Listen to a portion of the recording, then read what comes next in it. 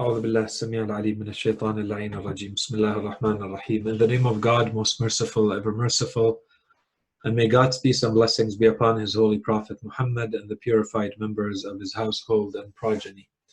Allahumma salli ala Muhammad wa ali Muhammad wa ajjal farajahum. Brothers, sisters, viewers, Assalamu alaikum wa rahmatullahi wa barakatuh. So welcome to this lecture, which is supposed to be a continuation of the topic that we began last week, and inshallah it will be the second half of that topic, and we will conclude it today inshallah. As you remember, the topic that we had began was to try to answer this question that was asked many times in different ways during the previous lectures that we had on why would Allah subhanahu wa ta'ala reveal the last message to humanity. Why would it be revealed in the Arabic language and to the Arabs? And so we said that this is kind of a derivative of a bigger topic that we presented, and if you remember properly, if you remember the position where this objection may be asked, it is that we presented in our belief system, we presented the topic of prophethood, and then we presented the prophethood of Prophet Muhammad sallallahu alaihi wasallam. And within that, we explained that in the case of the prophethood, the message of Prophet Muhammad sallallahu alaihi wasallam, it happens to be a universal and eternal message. It is a message that applies to all human beings, and it is a message that will apply to humanity until the end of times. And so this was linked with the topic of Khatamiyya, so that the Holy Prophet is actually the seal of prophethood, or the seal of prophets, the last of the prophets. There will be no more scriptures, there will be no more religions or guidance to humanity after the message of the Holy Prophet. So if that is the case, and Islam is truly a universal and eternal faith and message and religion to humankind, then why would Allah subhanahu wa ta'ala reveal it in this manner to only a certain group of people who speak a certain language, as opposed to revealing in a universal way? And so we began to, of course, we gave kind of the summarized short version of the answer to this during the lectures that we had on prophethood when we talked about this topic. But we decided to spend a little bit more time, given the questions that we received, the interest that you guys had, and try to give a little bit more of an elaborate answer to this question. So why would Allah subhanahu wa ta'ala reveal this message in this way? In part one, we tried to explain that when we say Allah subhanahu wa ta'ala has revealed this message in Arabic, in actuality, there's two questions here. One part of the question, which is what we tried to answer already in the last time we met, it's why did Allah subhanahu wa ta'ala have to reveal His message to those people? So those people could be any people, but they happen to be Arabs. So it's not specifically about the Arabicity or the Arabness of those people. It's those people. Why were they the ones to receive that message? So they happened to be Arabs, so of course they received it in Arabic. So the true first answer that we're giving is taking into consideration everything that we said in the last encounter that we had. All 10 answers that we gave, you take those and you combine it with the fact that Allah subhanahu wa ta'ala has decided that the manner in which He reveals His message and His guidance to humanity goes through prophets. Allah subhanahu wa ta'ala did not decide to guide humanity, say, through some direct inspiration or revelation that we all get. Allah subhanahu wa ta'ala decided to do it in another way, and we explained why. Okay, we're not going to go through all of those arguments again. We said Allah subhanahu wa ta'ala wants to give you role models. Allah subhanahu wa ta'ala wants to show you the merit and value and worth and special status of those people, and to show you what you could aspire to become if you were to follow in their footsteps. So Allah subhanahu wa ta'ala created a system that we refer to as prophethood, through which His guidance comes to humanity. But that would also mean that a prophet, being a human being, is going to be communicating that message with the rest of human beings in the manner in which human beings communicate with each other, which means that it is going to be human language. So for the first answer, you have to keep in mind that Allah subhanahu wa ta'ala has decided that this is the group of people who are going to get the final message, and they are going to be the ones who are the first recipients. And we're going to come back to that in a second. So this role of first recipient, we said, was key, and we're going to come back to that. And because they are the first recipient and they happen to be Arabs, they are going to receive that message in Arabic. Okay, so that's what we covered until now. Now we want to look at this second part of the issue, which is why is it in Arabic? So I think where the objection stems from is clear. It's that if we say that Islam is universal and eternal, why does it have to be an Arabic message? And why did it have to be sent to the Arabs? Why was it sent to all of humanity all at once? Okay? So as we said, the issue derives from the discussion that we had on the universality and the eternity of the message of Islam. That's one. And I think the link should be clear with what we presented in the last time that we met. So today what we're going to try to do is to focus on the second half of that question, which is not so much why was it those people, but why was it in Arabic? So we're looking at the Arabicness, okay, the Arabicness, the language, the Arabic language, and is there anything special about it that would have made it the ideal language through which that message was going to be communicated, and how does it help us understand the link with the universality of the the universality of the message of Islam. Okay, so as we said, the objection, to properly understand the objection is that Islam is universal, Islam is eternal. If Islam is revealed to these people, can we still consider it a universal religion? And if it's revealed in a specific language, can we still consider it to be a universal message to all of human beings? The keys that I want you to keep in mind from the first part of the answer, and then we build on it in today's lecture, is that we said it is extremely important to keep in mind the role of the first recipient. And this applies to all of human history. There are amazing things that could have spread in humanity, but that did not, because the first recipient was not the right first recipient. So it did not travel, it did not spread properly. So what we tried to do in the last time that we met is to explain why those Arabs, that group of people, so that they were Arabs is completely secondary, that group of people who have that set of context and characteristics and circumstances. So we talked about the culture, we talked about their tribal nature and their family ties, we talked about their political structure, financial structure, geostrategic location between the Romans and the Persians and the land in which they lived. We talked about all of that, and we explained how each one of these factors contributes to, if used properly, if used by a genius, like the Holy Prophet, contributes to making them the ideal group of people to be the first recipients for that message, so that they would be the ones who would ensure that it will spread to the maximum. Any other group would not have been able to be used to spread the message of Islam to the maximum like that group did, which happened to be the Arabs. Okay, that's one.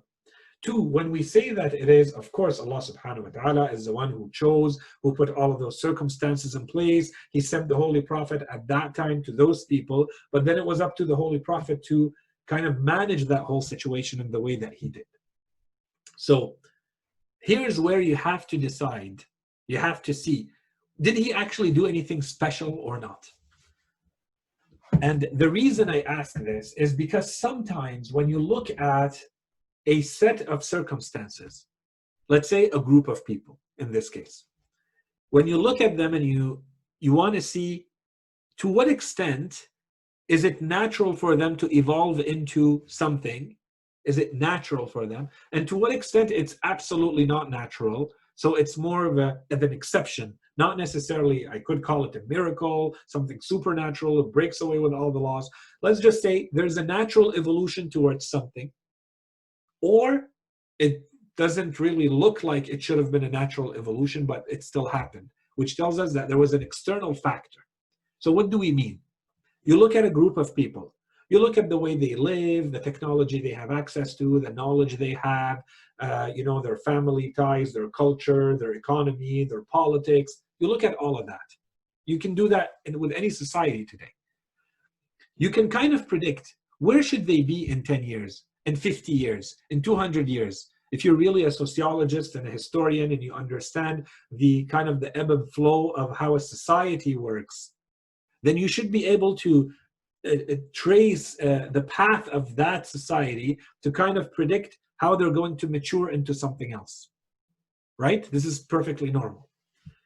When you go to that group of people, they happen to be the Arabs living in the Arabian Peninsula at that time, when anyone looks at them, when anyone looks at the circumstances of their living and their political, social, cultural, as we said, their intellectual, their all the factors that we looked at, would there have been anyone looking at them, could they have predicted what was going to happen next? So in the course of, let's say, over the one generation or less, the Holy Prophet's entire mission was, 20, maybe 2 to 23 years, with 3 years being a secret mission.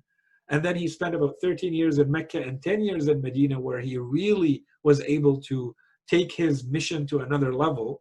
And during that little short period of time, you see the incredible spread of this religion, with people entering it before anyone is even sent to them. What happened there? What is the factor that makes that kind of group or society that if you had looked at them before the advent of Islam, no one would have ever been able to guess that they would be where they were, one of the fastest growing empires, and soon after they became the biggest empire in the world had ever seen. Okay, how did this happen?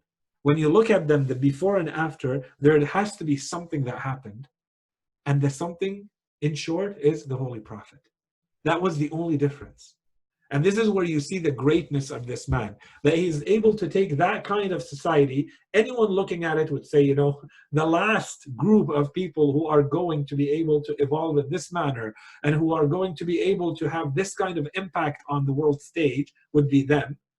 And yet the Holy Prophet was able to specifically use them to create the maximum advantage for the spread of this message, the message of Islam, in his own special way. And this is something that has been recognized by some thinkers and historians. And this was the entire foundation. I don't know if you guys some of you must have heard about a book called The 100, a ranking of the most influential people or persons or individuals in history. And it's written by Michael Hart. And he ranks the Holy Prophet as being the number one. And the number one most influential human being in the history of humankind. And the reason is because not just the outcome, but where did he start from? How much influence did he actually have to create that kind of change single-handedly? And that's what that historian was actually looking at. In any case, so this is what I wanted to make sure that we leave that lecture with, keeping in mind the 10 answers that we gave, or the 10 dimensions or factors through which we looked at that Arabian world, the Jahiliyyah world of the Arabs, and what the Holy Prophet was able to do with them in order to create maximum spreading of his message, of the message and the teachings of this religion of Islam. And so, keeping all of this in mind, now we want to move to the second part of the question. So we answered, why did Allah subhanahu wa ta'ala choose those people? We gave 10 answers. Now we want to ask the question, but why did it have to be in Arabic? So as we said, now we're going to try to give 5 answers. Okay? But there's a part of the 5 answers that has already been given, which is if Allah subhanahu wa ta'ala has chosen this system of guidance to humanity through a prophet, and that prophet speaks the language of his people, and those people happen to be Arabs, then Allah subhanahu wa ta'ala chose to reveal it to the Arabs in Arabic. And the reason, go back to the previous lecture and you'll see why those people specifically to become the first recipients of that message. So that's one. That's something just to keep in mind, because that's a link with the previous one. Now, before we jump into the answers, I wanted to kind of put you in the mood of this general topic by reading the verses of the Quran. This is not all of them. I'm skipping a few here. In total, there are 14 verses in the Holy Quran that I've counted that have to do with this topic, directly or indirectly. And you'll see what I mean by indirectly. The topic being the language in which the Holy Quran has been revealed. Okay? So the first category we can say is the general rule that Allah subhanahu wa ta'ala gives, that when He reveals a set of teachings to human beings, He reveals those teachings in their own language. Okay? So we have this verse that says, "We did not send any messenger except with the language of his people, so that he might make clear to them." So Allah subhanahu wa ta'ala says, in order that we create maximum clarity for that message to be understood, Allah subhanahu wa ta'ala always talks to the people in their own language. That's a general rule. Keep it in mind. Okay? In another verse, those 3 verses, now, see, we haven't talked about Arabic yet. That was general principle.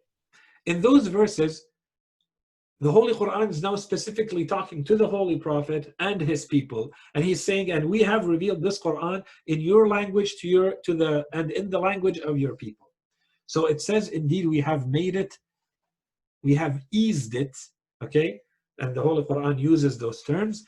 Indeed, we have eased it in your language, so that you may give good news thereby, by it, to the God-wary or to the pious, and warn with it a contentious lot. So those who are pious, they're going to be receiving good news from it. And those who are contentious and who just wants to obstinately and stubbornly, argue with the Holy Prophet, they are going to be warned by the Holy Quran. Okay.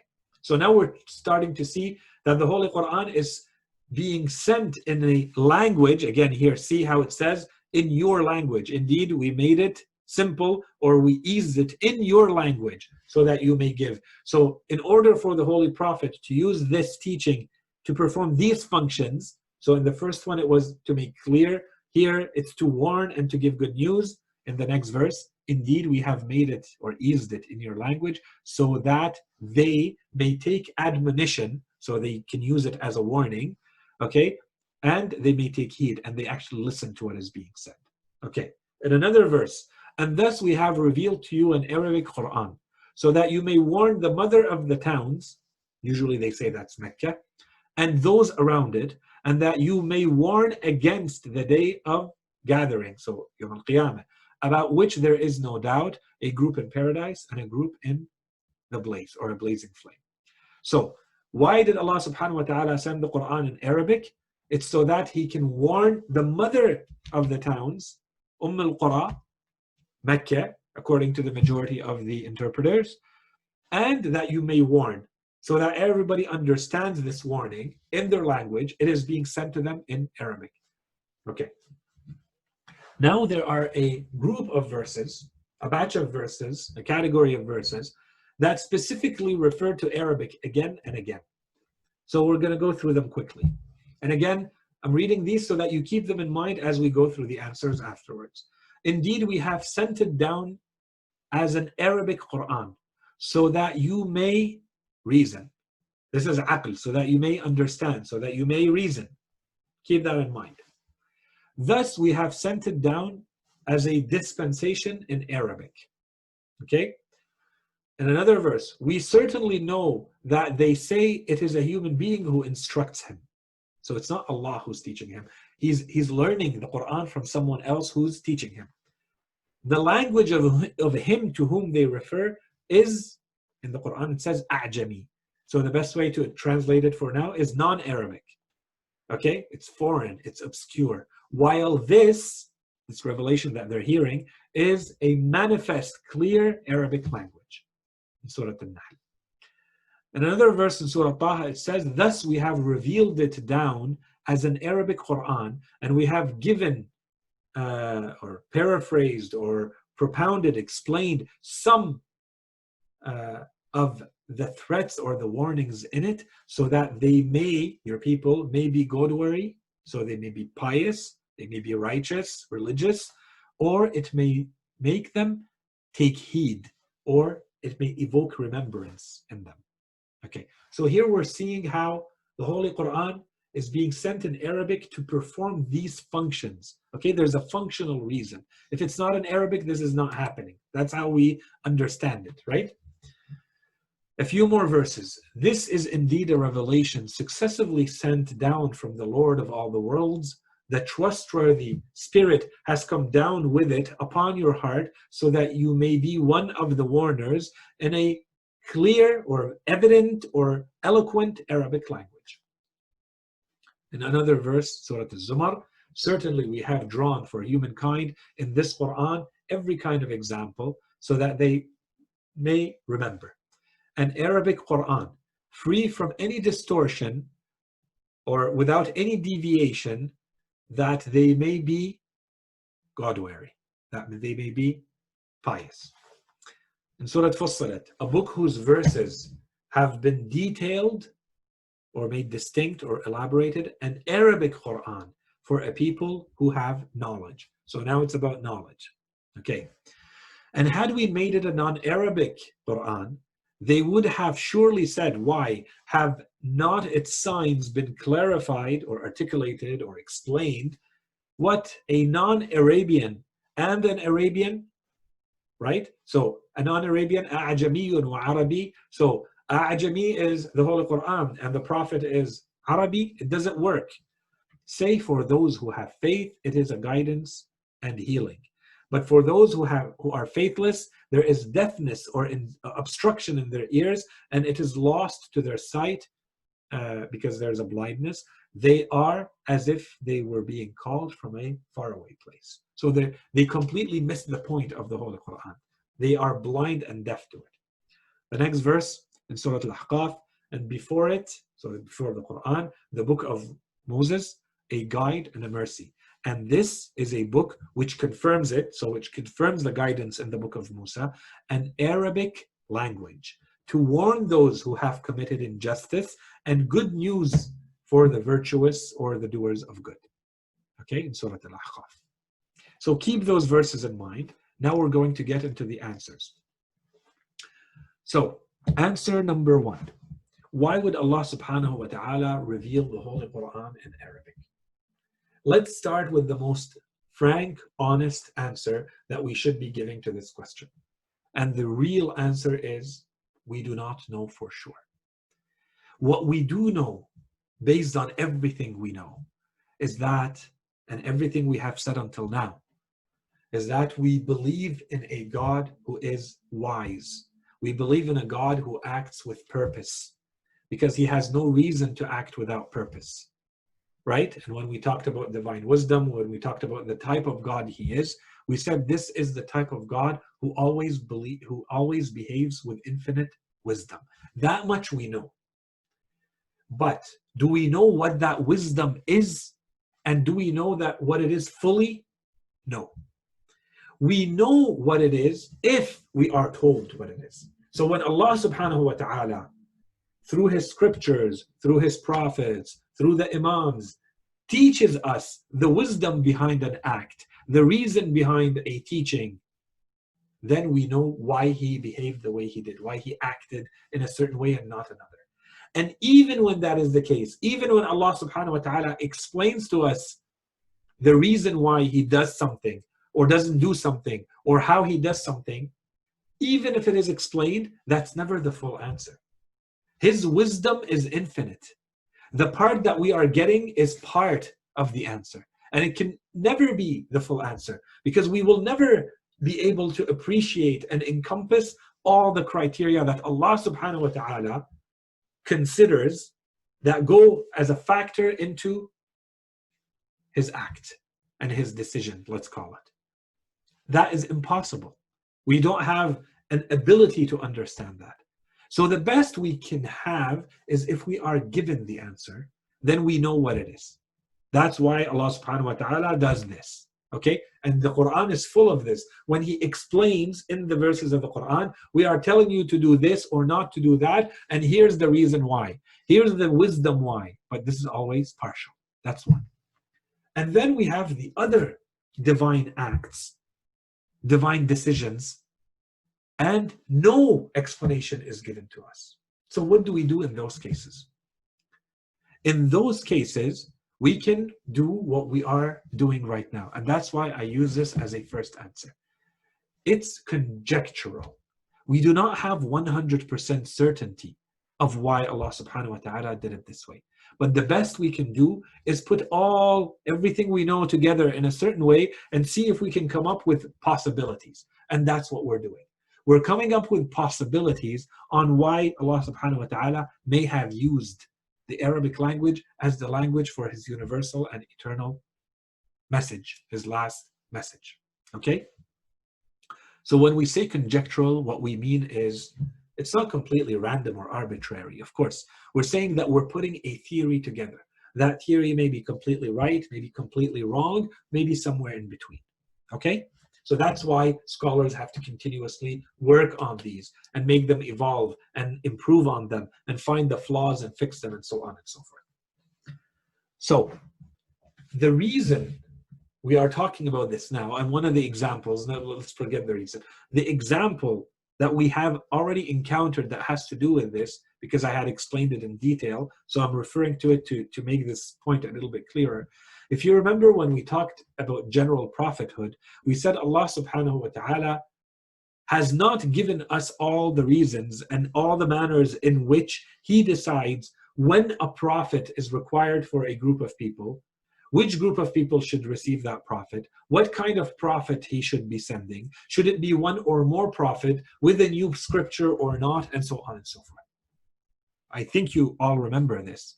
So what we were saying is, after the fact, we are able to look back with hindsight and say, these might be some factors that may explain to us why those people, they were due for a prophet. And we gave that, and we explained all of that when we explained general prophethood. But we could never predict that that group of people, Allah subhanahu wa ta'ala should send them a prophet, and which rank of a prophet it should be, and which kind of miracle they should get, and which kind of scripture. Should they get a new scripture or a prophet who recorrects the path based on previous scriptures? That all happens. Who knows this? Who can predict what's going to happen next? No one. Unless Allah subhanahu wa ta'ala tells us, we don't know. So this is where you have to admit the limit, to the limits of your knowledge as a human being, that this is where it stops. You cannot go beyond this and come up with a certainty. You can't. And this notion that we cannot rationalize the decisions and the acts of Allah subhanahu wa ta'ala, this is something that's been confirmed again and again in the Holy Quran. Here are a few verses about this. So in one verse, the Holy Quran says, say, O Allah, master of all sovereignty, you give sovereignty to whomever you wish, and strip of sovereignty whomever you wish. You make mighty whomever you wish, and you abase whomever you wish. All good is in your hand. Indeed, you have power over all things. So why Allah wishes to make someone a king and remove someone from their kingdom? Allah subhanahu wa ta'ala wishes. Is it random? Is it without wisdom? Was it without purpose if we do not understand or know? Of course not. If we are able to tell after the fact these might be the reasons, is that 100% sure? No, this is conjectural. But this is the best we can do. Another verse of the Quran says, your Lord creates whatever He wishes and chooses. So this could be most likely a direct reference to when Allah subhanahu wa ta'ala chooses someone for prophethood. When Allah subhanahu wa ta'ala looks at earth and decides that the Virgin Mary is going to be the mother of Jesus Christ, and she is going to carry a miracle. and she's going to be a miracle herself. How is this done? Allah chooses. That's what the Quran says. Your Lord creates whatever He wishes and chooses. Choice does not belong to them. They cannot come back and object to Allah. Why did you make so-and-so a prophet and not so-and-so? It's not up to them to decide this. They don't know. It's not their place, right? Choice does not belong to them. Immaculate is Allah and exalted above having any partners they ascribe to Him, as though there's anyone else who could be put at the same rank with God to decide of such things. And finally, He is not questioned about what He does, and they are questioned. لا يسأل عما يفعل وهم يسألون. This is for all of us. This is all of humanity. This is all creatures before God. You cannot really question why Allah does or doesn't do. Especially, all you can do is understand how Allah subhanahu wa ta'ala acts generally. And what we know is He acts based on infinite wisdom. So there's infinite wisdom behind His act because of the nature, because of the essence of who He is. But the specifics, we fail to understand them unless He tells us what they are. So that's answer one.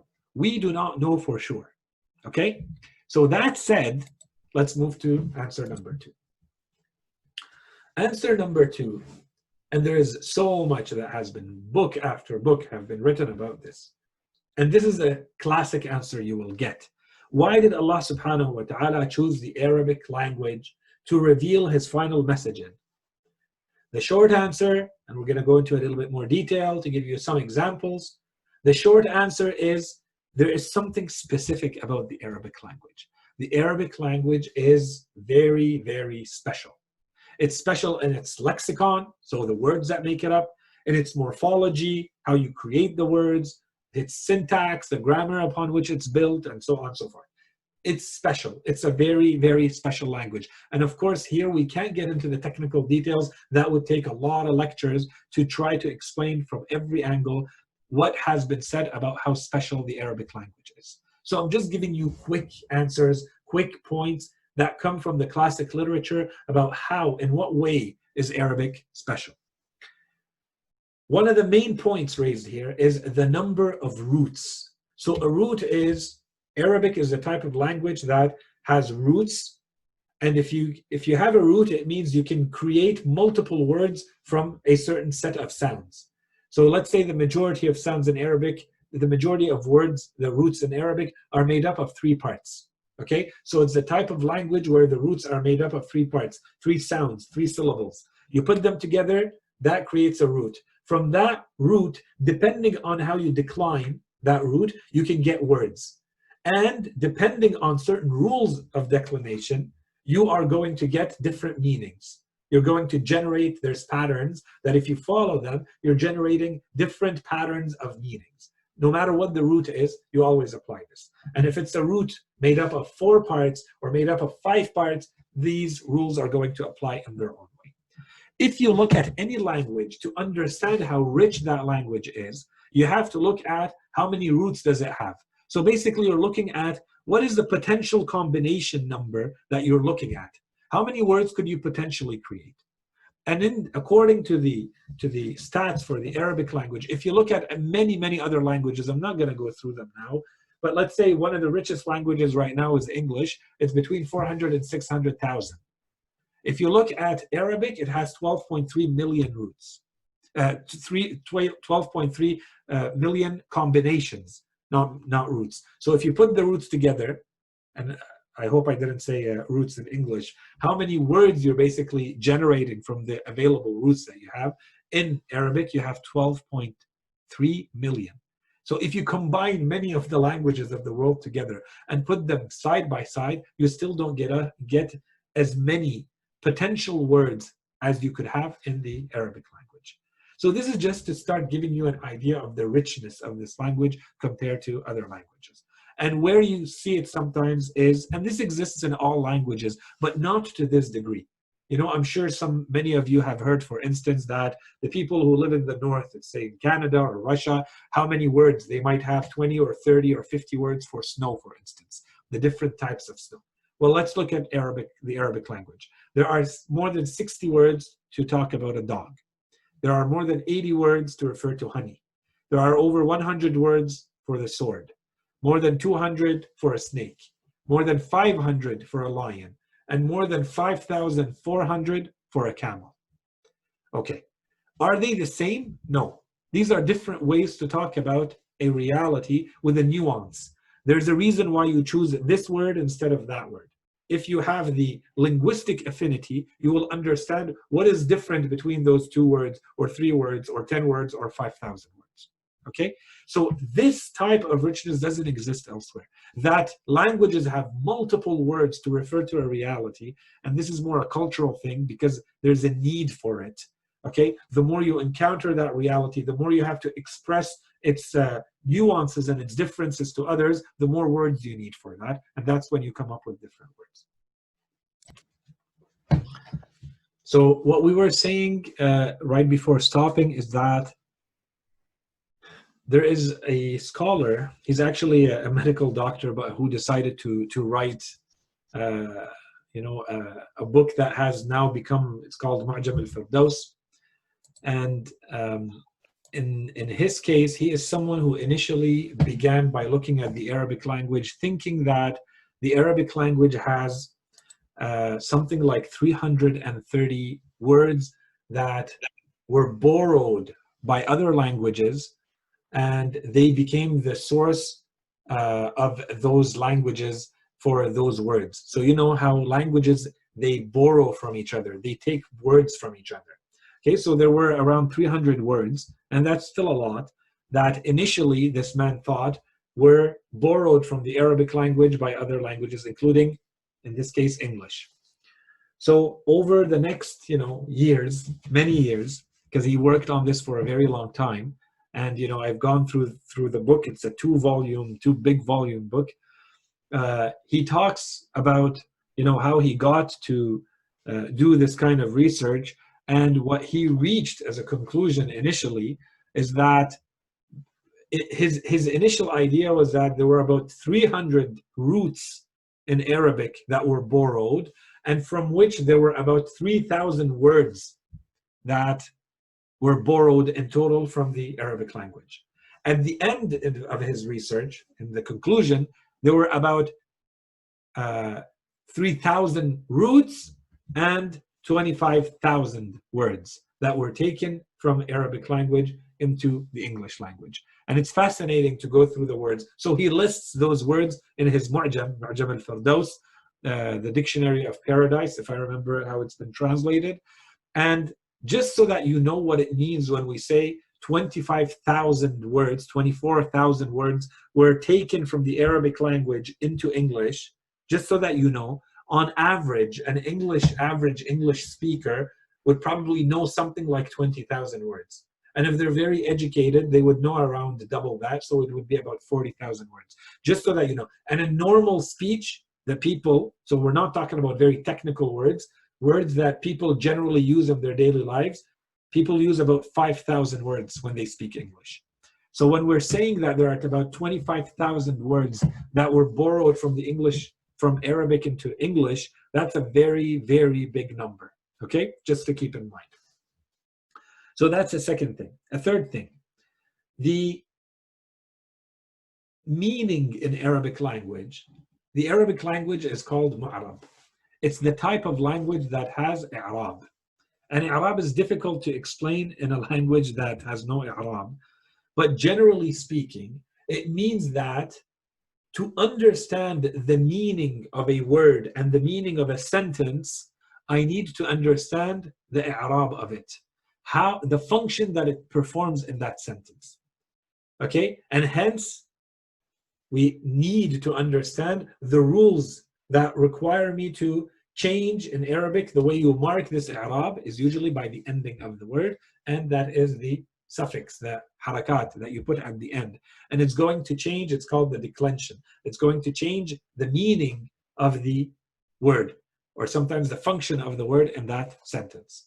So a language that is mu'arab is going to give you a lot more power to work with to express what you're trying to say with fewer words. The same word is going to mean different things depending on its i'rab, okay? Depending on its position and depending on the role that it plays in that position, okay?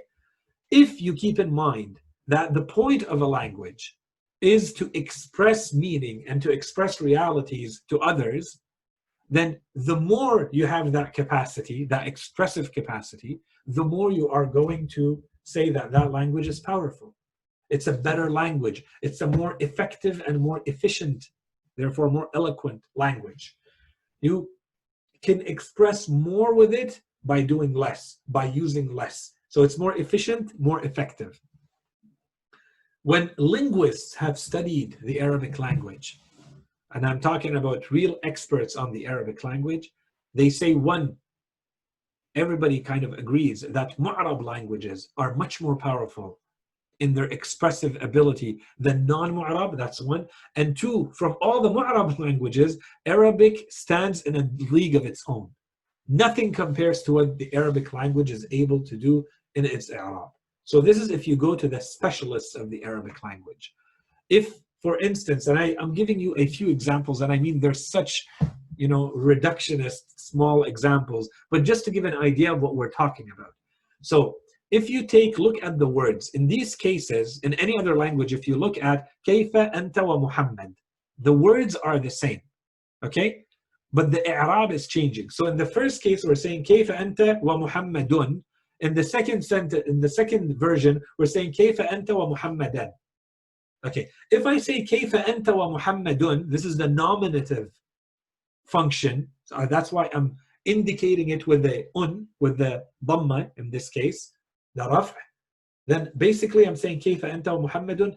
How are you and how is Muhammad? Kayfa anta wa Muhammadun. How are you and how is Muhammad?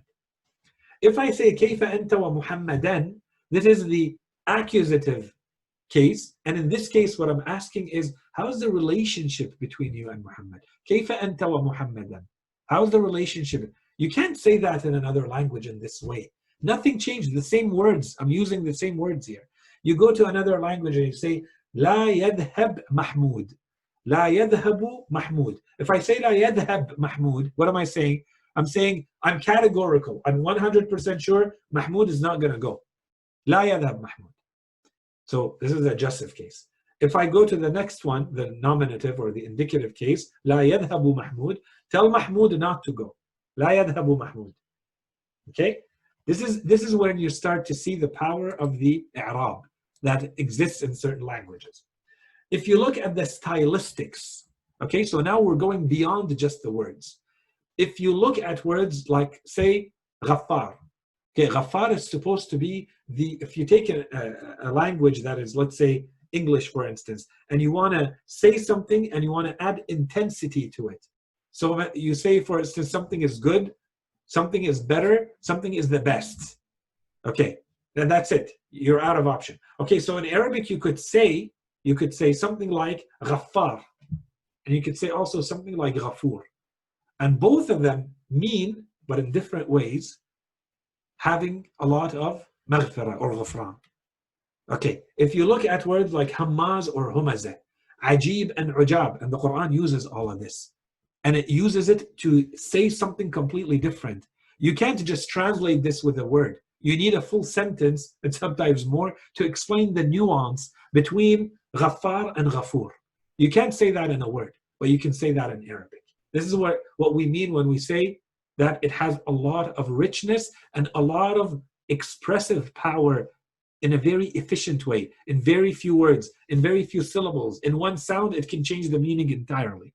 And that's why, some linguists say when compared to Arabic, other languages are primitive. You're not able, it's like you don't have, one language has hundreds of tools and the other one has one or two. This is what you're working with. أعطى محمد خالدا كتابا. أعطى محمد خالدا كتابا. محمد أعطى خالدا كتابا. We are saying the same thing. The meaning of those words is the same. أعطى, gave. Muhammad, Khalid is Khalid. Kitaban, a book. The words are the same. I'm not even changing here the i'rab of the words. The same i'rab. A'ta is a'ta in the second version. Muhammadun is Muhammadun. Khalidan, Kitaban. I flipped the order of the words. In the first one I say A'ta Muhammadun Khalidan Kitaban. Muhammad gave Khalid a book. In the meaning of the words, If I say Muhammadun a'ta Khalidan kitaban, it means the same thing. It's still Muhammad gave Khalid a book. But what I'm really saying, there's a connotation. This is the unsaid part in the words, but this is understood by the true Arabic speaker. If you say أعطى محمد خالدا, it's kind of neutral. All of it may be new information. But if I say you flip the order from the original, and I can do this 10 different ways, محمد أعطى خالدا كتابا, it is Muhammad who gave Khalid a book. And so there was an unknown that now became known by flipping this order. See, I need to add, in English for instance, I need to add something like, it is Muhammad who gave. Now I've added something that I did not have to add in Arabic to add more meaning to it, to add the connotation to it. That's what I mean when I say it has more expressive power. And then there's other, things that may be added. For instance, Arabic does not need auxiliary verbs, as you have in many languages. A verb is not powerful on its own, so you have to add a helper verb for it to stand and make full meaning itself. In Arabic, you don't need that. Okay, so this is where you see the strength, the expressiveness of those words in Arabic. Reduced use of articles and empty words. So how much expressiveness does a word have? How much meaning does it carry? If you use a lot of articles, articles don't carry a lot of meaning in themselves. When you say that, and, or, and, that's why usually they're referred to as empty words.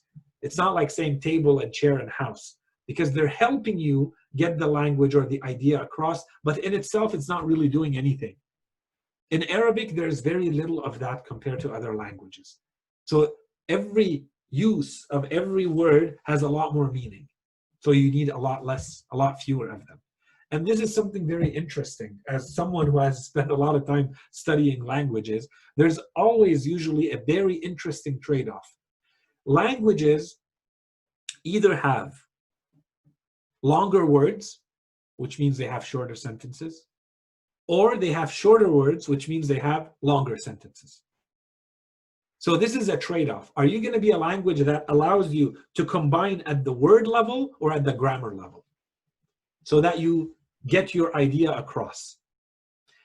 In another way, what we're saying is, for the majority of the languages, while some languages may have bigger words and some of them smaller words, some of them have bigger sentences, some of them smaller sentences. At the end, it's as though all of them have the same amount of sounds, the same amount of sound to say the same idea, generally, except Arabic. Arabic is known to be a language that is extremely efficient.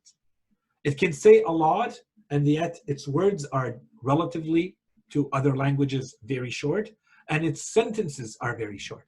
So the efficiency is at both levels. It did not lose efficiency at the word level or at the grammar and syntax or sentence level. Okay? So something to keep in mind. So when we put all of this together, and there's a lot of other examples we can give, there's no question that the Arabic language is really, really impressive. I'm going to add something here. Does it mean that this language is actually impressive to the point of being miraculous? So that it has to be a language that was actually revealed from Allah subhanahu wa ta'ala? So the Arabic language is not only special, it's actually supernatural. It's actually miraculous. And, there's been a lot of research done on this, and many criticize this idea, even in, the Arabic world, and they are Arab linguists, and, they know what they're talking about too.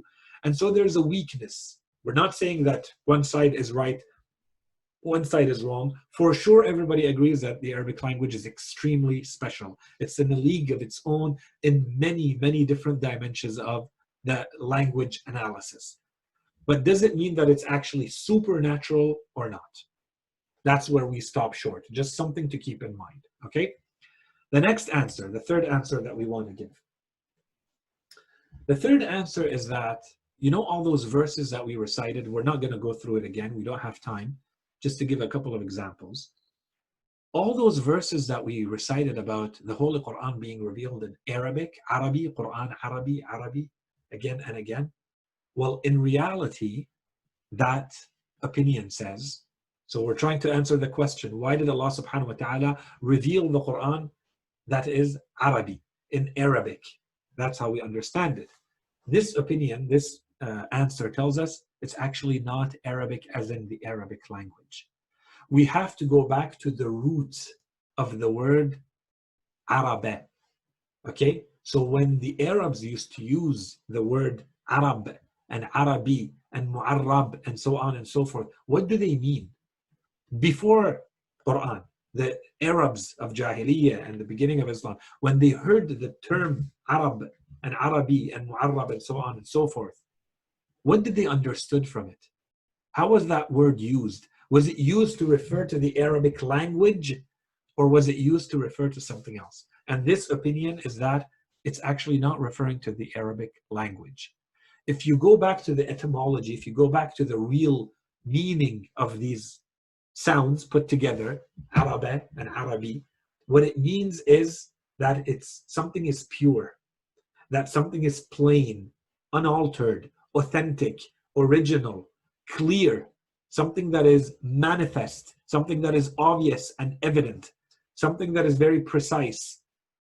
Okay, so if you keep this in mind, and you keep in mind that in the Holy Quran, and it does that, the Holy Quran does that, the opposite, if you go back to the way the Arabs spoke, the opposite of this is A'jami. So the term, the same etymology, if Ajama and Ajami and A'jam and Mu'jam and so on and so forth, is what? Is referring to the opposite of what is Mu'arab and what is Mu'arrab and what is Arab and Arabi and Arab and Arabi and so on and so forth, which is something that is not clear, something that is ambiguous and confused and incomplete, insufficient in itself. Okay, so now if you go back to the verses of the Quran and you read the verses that have to do with the Arabic, it seems when you read it in the English translation that the translator has chosen to interpret the Arabi as Arabic language. But what if the real meaning was, it means it's something very clear, it's something very evident, it's something that clarifies. So you go back to the verses and you said, وَلَقَدْ ضَرَبْنَا لِلنَّاسِ فِي هَذَا الْقُرْآنِ مِنْ كُلِّ مَثَلٍ لَعَلَّهُمْ يَتَذَكَّرُونَ قُرْآنًا عَرَبِيًّا. Certainly we have drawn for humankind of this Quran from every kind of example so that they may remember an Arabic Quran. Now imagine, instead of saying an Arabic Quran, we say a Quran in a pure language, a Quran in a manifest, evident, clear language, free from distortion, comprising no crookedness, غَيْرَ ذِي عِوَجٍ, that they may be لَعَلَّهُمْ يَتَّقُونَ, that they may guard against evil, that they may become pious. And this can be applied to the other verses too. كِتَابٌ فُصِّلَتْ آيَاتُهُ, a book whose verses have been explained in detail. قُرْآنًا عَرَبِيًّا لِقَوْمٍ يَعْلَمُونَ, a Quran that is very clear, or a Quran that is Arabic, a Quran that is purely clear, evident, manifest, not ambiguous at all, for a people who know. And here, those who say this, they say, if you look, and I'm not going to go through all the verses we recited, but I told you, try to keep in mind, when the Quran says it's an Arabi, Arabi, Arabi, and all those verses, didn't it give you a reason? In every case, it gave you a reason. It said so that you may know, so that you may understand, so that you may be warned, so that you may remember, so that you may become pious and fear God. And okay, but what does it have to do? What do any of those things have to do with it being Arabic? What if it was in another language? Could I not remember? Could I not fear God? Could I not learn? Could I not understand and reason? So they say, in this opinion, that the Holy Quran is revealed in a clear language so that you may do all of those things. It's not that it's revealed in the Arabi language. It's revealed in a language that is the most expressive and the most rich and the most clear so that you may understand. So it's not the specificity in the sense that the Quran is miraculously in Arabic. That's not what it's saying. It's saying that it's miraculous in its content, but its content was put in the Arabic language so that you may understand it. Okay? So the Arabi is not really about the Arabic language. as much as it is about a clear language, a manifest language, an evident, obvious language, authentic, original, one that you can understand, everybody can understand, and to play that function that has been mentioned. Okay. So if we look at this specific answer, when Allah subhanahu wa ta'ala gives, if this is valid, we say Allah subhanahu wa ta'ala has revealed this Quran in a language that allows you to be pious, allows you to reason. It's basically a clarifying tongue, a clarifying language. And so it doesn't have to do with the specific Arabness of the Holy Quran. And this has to be linked with an answer that we're going to give in number 5. Okay, so keep this in mind. We're going to come back to this.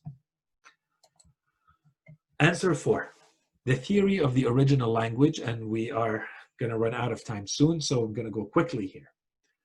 To be honest with you guys, this is still a theory in progress. Okay, this is not a completely formulated, well-formulated theory. There are bits and pieces of it by some thinkers and authors out there, and I'm working on putting all of this together into something a lot more developed. But the short, this is the you're getting the Reader's Digest version of this theory right now. Language is a system to express meaning. This theory says, the classic theory today, in linguistics, if you were to study linguistics, it's all based on Ferdinand de Saussure's theory, says that the sounds and the way they're put together is arbitrary. So it's random. There is no link between, let's say, the word apple and an apple. And that's why if you go to another language like Arabic, you have another word that says tufah. So the sounds that you're saying, the sounds that you're using, have nothing to do with the reality you're describing. How did we get to the word tufah in Arabic and apple in English? Who knows? Completely random. Group of people decided together, and it spread, and it became popular enough that today we call it a language, and this is the word that we use. That's kind of what the theory says. This theory of the original language goes completely against this. And it basically says the original language of humanity was not random. And there's a link here between what Allah subhanahu wa ta'ala taught Adam alayhi salam, al-asma'a kullaha. Allah subhanahu wa ta'ala taught him all of the names. Okay, so here the reference is Allah subhanahu wa ta'ala taught language to humanity. The language that he taught to Prophet Adam alayhi salam, if it is this, in this sense, this is how it's understood in this theory, is that every sound that a human being says carries meaning in itself. It's not random. The original language of humanity, the one language from which all other languages eventually developed, that language, every sound carries meaning in itself. And once you combine sounds, you create new meaning. And if you move the sound, depending on where it is in proportion to other sounds, that gives another meaning. Okay, so that's one thing to keep in mind. The other thing to keep in mind, this theory says, is that the fact that a sound carries a meaning is not because someone told you this sound means that. You intuitively understand this. Psychologically, you are wired to understand this because these sounds are natural. They're based on the way you are wired and you are created, not just you, the entire universe. These sounds exist in the real world, and you are replicating them with your vocal cords and your vocal instrument, your mouth and your everything that you have that generates your language. You are replicating what is out there in nature. And those sounds in nature, they carry meaning. And as a human being, you're using that meaning. So it has, that's one level, the meaning, the intellectual aspect, the cognitive aspect, but it also has a psychological aspect to you. It has an effect. Every sound that you hear as a human being has a specific vibration and it has a specific effect on you as a human being. You are wired to receive and to react those sounds in a certain way. And that matches the laws of nature. In other words, if there is such a thing as a revealed language that matches where those sounds are natural, that is the closest thing that we would have in a language world that matches the blueprint of the creation of the world. The laws are all the same. They just appear differently depending on which angle you're looking at them from, right? So if you're looking at them from matter and things, you can look at it from a physical point of view, mathematical, chemical, biological, but the sound is there. These vibrations are there. They're part of the created universe, and there are laws that manage and dictate what happens when certain creatures, like a human being, hears certain things, certain vibrations. So the natural use of the sounds, the more you use the natural way the sounds are supposed to come to you, the more you understand, the more it carries the true meaning, those sounds, one. And two, the healthiest it is for you to be hearing it in that manner, in this way. And this is maybe a reason why, for instance, when you are about to slaughter an animal, Allah subhanahu wa ta'ala says the word of the name of God on it. Say Allah on it. Because that vibration that you're generating by saying that, or when you read the Holy Quran, and that vibration that you're using to recite the Holy Quran, when we say, for instance, it has blessing, there might be a material dimension to this. So that it actually has a true impact on anything that's receiving this, especially if it's alive. Then it's receiving it a lot more than something that's dead. The dead thing is still receiving, but not like the thing that, like a plant. An animal will receive more, and a human, even if they don't understand the words, the vibration, which means the sounds that you're making, the sounds that have been put together in this way in the Holy Quran, is what can generate certain effects in things, in plants and animals and people, for instance. This is all of this theory is, coherent and holds true.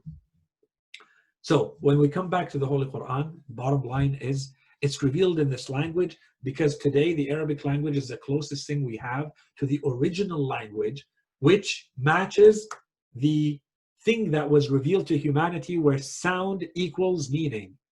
And it's put together in that way. So that means we have to go back to the sounds of the Quran and see how the sounds of the word actually carry the meaning of that word.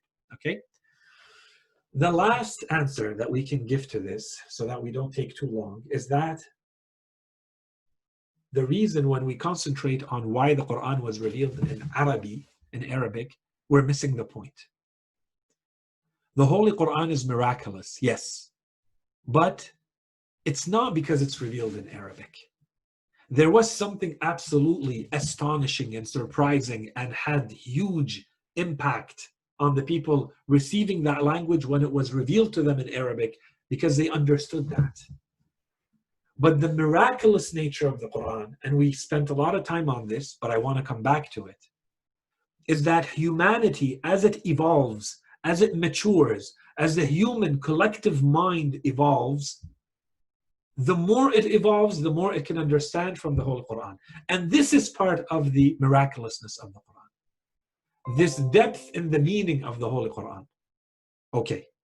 So if that is the case, then when I look at the Holy Quran, whether the miraculousness of the format is there or not, slowly and with time becomes secondary.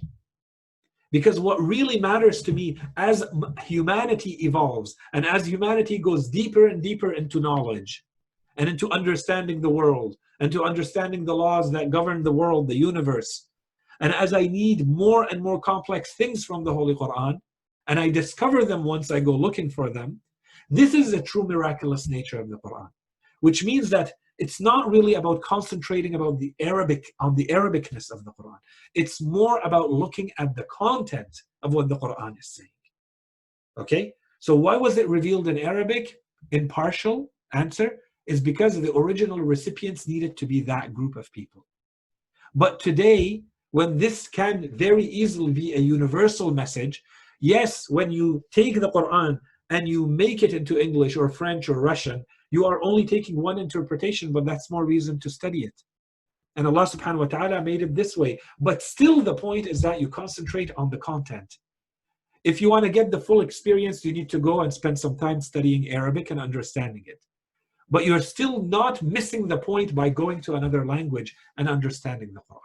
And this is obviously a call now for people to go and read the Quran and try to convey it and translate it to convey the most meaning that they can to the world. Okay? So, keeping all of this in mind, this is the link between when we talked about the miraculous nature of the Quran, we said not to concentrate on those things that make you stuck in time, to concentrate on more of those things that take the Quran into eternity, making it into the universal message for the rest of humankind, for all of time. And the last point to link to this is that, if you remember, we said, so does it mean, if we say, depending on which answer we take, if Arabic is special, does it mean that it needs to be miraculously special, supernaturally special? No. Let's say that the Holy Quran is revealed in Arabic, and the more we study Arabic and other languages and compare between them, we see that it's not that special. What's available in Arabic is also all available in other languages, and as special as it is, maybe in the future there will be a language that will be even more efficient than Arabic. But Allah subhanahu wa ta'ala, for all the right reasons, and some of them we mentioned and some of them we didn't, Allah subhanahu wa ta'ala still revealed it in Arabic. Does that take away from the miraculousness of the Holy Quran? No, it does not. The miraculousness of the Holy Quran that we presented rested on so much more than just the Arabicness. The Arabicness is one component of the Quran. In fact, what we were trying to show is that the Holy Quran is miraculous in everything, including the Arabicness. But it's not limited to the Arabicness. And in this world, and in this age, if the Arabicness of the Holy Quran is not what matters the most to the majority of people, to us or to others, don't concentrate on that. Go after the other aspects of the Holy Quran that are miraculous and that are relevant to today's world, and concentrate on those and look those up and research those to yourself, and for the others, so that that message can be portrayed to the rest of humanity. I will stop here, and inshallah, this concludes our topic about why was Islam and why was the Holy Quran revealed to that group of people, the Arabs, and why was it revealed in Arabic. Inshallah, the answer was thorough enough and you feel that we've answered it completely, and now we are ready to go back to the series where we had stopped, and inshallah, the next time we meet, we are going to start the topic of Imamah. Okay, so see you all soon. May Allah subhanahu wa ta'ala bless you all and protect you all. And let's talk soon, inshallah. Keep me in your prayers. Fi amanillah. Assalamu alaikum wa rahmatullah.